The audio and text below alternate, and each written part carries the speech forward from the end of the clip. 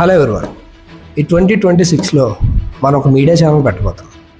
ఈ మీడియా ఛానల్లో కాంట్రవర్సీస్ కోసం మాట్లాడడం, పొలిటికల్ అటాక్స్ కోసం మాట్లాడడం, మతాల కోసం మాట్లాడి రెచ్చగొట్టడం, ఒక అన్ఆథరైజ్డ్ హెల్త్ టిప్స్ ఇవ్వడం, ఒక ఫేక్ రివ్యూస్ ఇవ్వడం, ఇన్నోసెంట్ ఆడియన్స్ ఎమోషన్స్ని ట్రిగర్ చేసేలాగా మాట్లాడడం, ఇవేవి కూడా ఉండవు.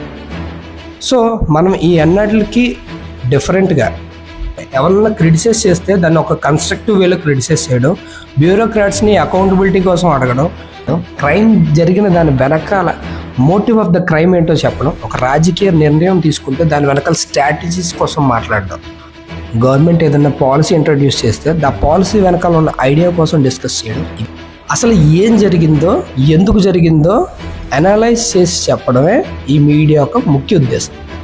99% మేజర్ మీడియా అడ్రస్ చేయలేని అన్ట్యాప్డ్ థింగ్స్ని మనం ఈ 2026లో మన మీడియాలో అడ్రస్ చేయబోతున్నాం.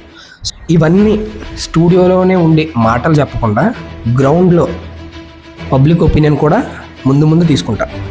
ఆ మీడియా ఛానల్ నేమ్ ఏంటంటే చూడండి.